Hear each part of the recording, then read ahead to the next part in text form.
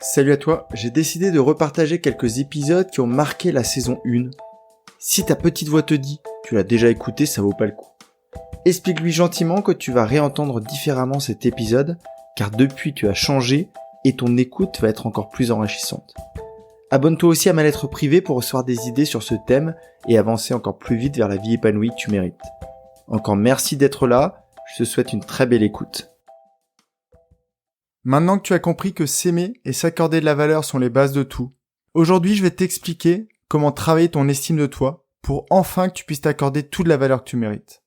Je t'assure que si tu passes à l'action et que tu réalises les exercices très simples que je vais te proposer, ici dans la newsletter, tu accepteras beaucoup plus facilement les compliments, les critiques ne te feront plus si mal, tu oseras tenter plein de nouvelles expériences et tu auras aussi beaucoup plus envie de t'exprimer, même si ton avis est complètement différent de celui des autres.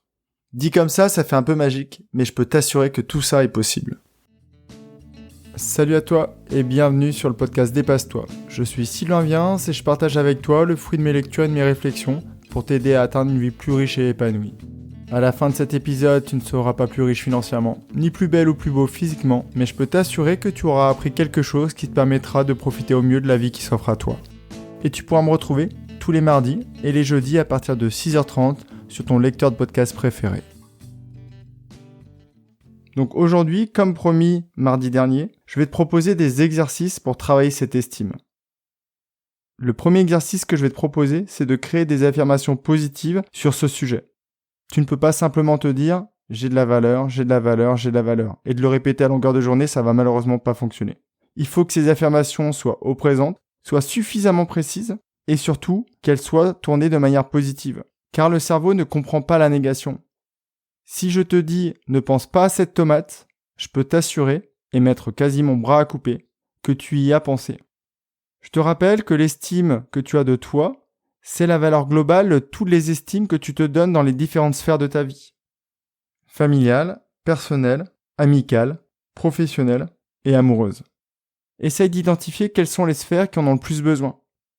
Par exemple, si tu as peu d'estime de toi en tant que papa ou maman, il serait souhaitable que tu te crées des affirmations positives dans ce domaine. Par exemple, je suis une maman très bienveillante. Je choisis toujours les bonnes phrases à dire à mon enfant. Si par exemple, ton problème se situe plutôt dans la sphère amicale et tu considères qu'en tant qu'ami tu n'as pas une grande valeur, tu peux par exemple te dire « Je prends régulièrement des nouvelles de mes amis. » Et je suis sûr qu'en disant cette phrase, tu as déjà pensé à un ami et ça va te donner envie de l'appeler. Si par exemple c'est dans la sphère professionnelle que tu considères que tu n'es pas très bon, tu peux créer des affirmations dans ce domaine-là. Tous les jours, je me soucie du bien-être de mes collègues. Dès que je peux, je leur donne des coups de main. Cette phrase va résonner en toi et la prochaine fois que tu vas ressentir un besoin chez un collègue, tu vas aller le voir et tu vas lui proposer ton aide. Comme j'ai dit dans un précédent épisode, pour moi il n'y a vraiment rien de magique. C'est comme quand tu formalises tes projets par écrit. Ça permet à ton cerveau d'en prendre conscience et de commencer à travailler sur ces sujets. Le fait de faire cet exercice, ça va donc convaincre ton cerveau que tu es très capable de faire ce genre de choses. Il va tellement y croire que tu vas les faire et en plus tu vas te rendre compte de la valeur que tu as dans ces différents domaines. Le deuxième exercice que je veux te proposer, c'est tout simplement d'identifier tes compétences dans les différentes sphères qu'on a abordées.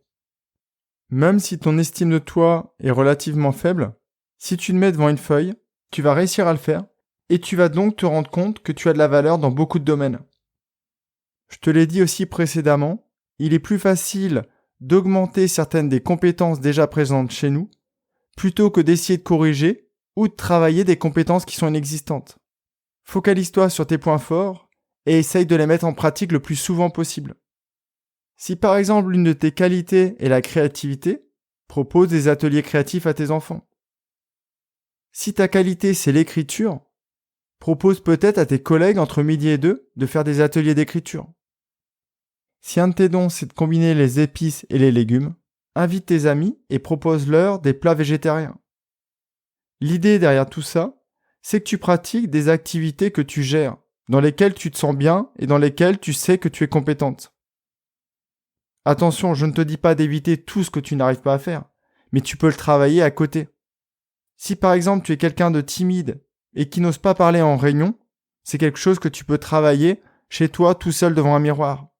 Et quand tu considéreras que ton niveau est suffisant, tu auras beaucoup moins de mal à parler en réunion et à exprimer tes propres idées.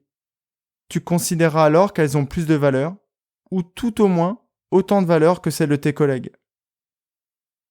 Le troisième exercice que je te propose, c'est tout simplement d'apprendre à accepter des compliments.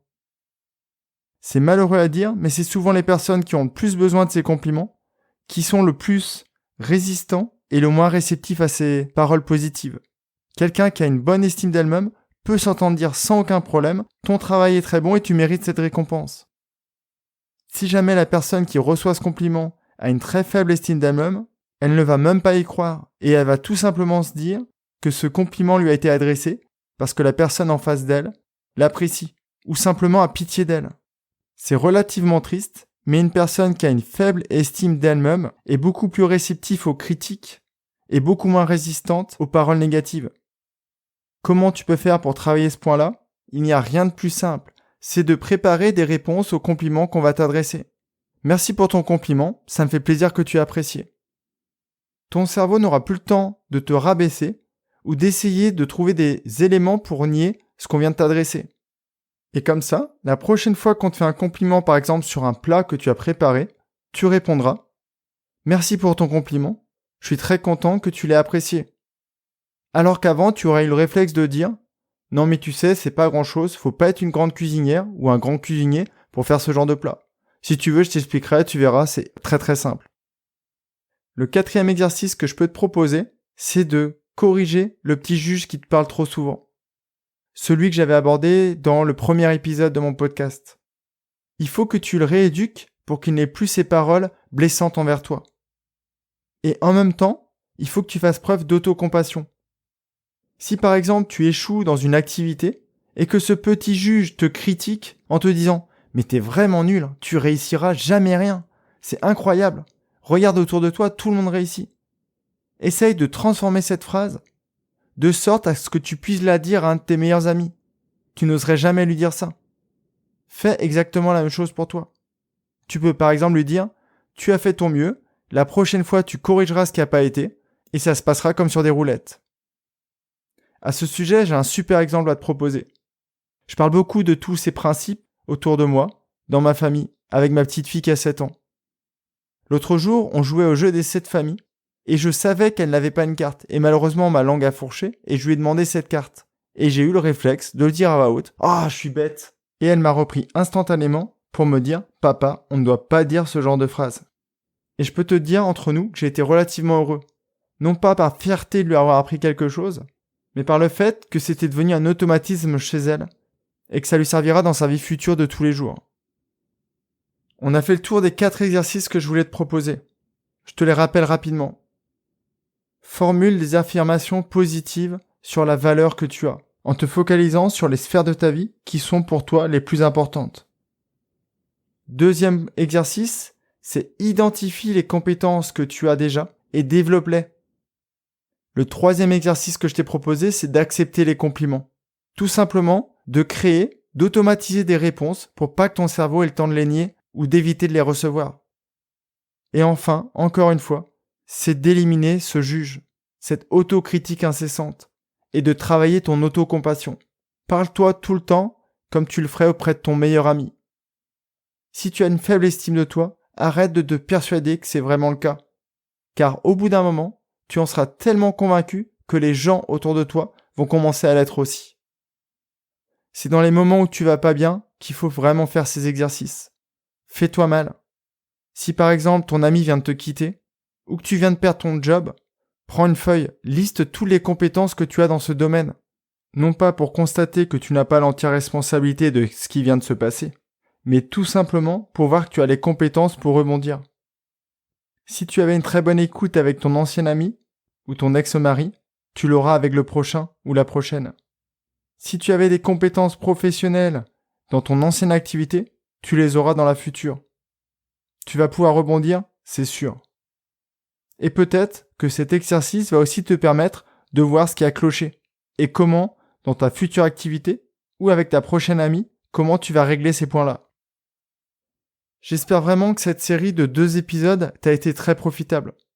que tu aies déjà une forte estime de toi, ou que tu en aies une très faible. N'hésite pas à revenir sur ces exercices et à les reproduire, à les répéter. Et surtout, si autour de toi, tu as des gens dont tu as senti qu'ils avaient une très faible estime d'eux-mêmes, n'hésite pas à les valoriser. Il y aura un double effet sur toi. D'un côté, tu vas exprimer ta gratitude, et ça va te rendre heureux. Et dans un deuxième temps, tu vas valoriser les personnes. Et ça va leur permettre peut-être de redorer un peu leur blason et d'avoir une meilleure estime d'eux-mêmes, de se rendre compte vraiment de la valeur qu'ils ont à tes yeux. Et comme je te le disais la semaine dernière, c'est un sujet qui est très sensible. Mais si tu penses que les petits exercices que je t'ai proposés pourraient aider quelqu'un de ton entourage, n'hésite vraiment pas à lui en parler. La semaine prochaine, sois bien au rendez-vous. On va parler d'addiction digitale. Je vais te montrer comment les mastodontes de ce domaine nous volent notre temps et notre attention. Et surtout, je vais aborder avec toi tous les problèmes que ça nous cause et que ça va causer pour les générations futures. En attendant, je te souhaite une très belle journée, prends bien soin de toi et à très vite pour le prochain épisode.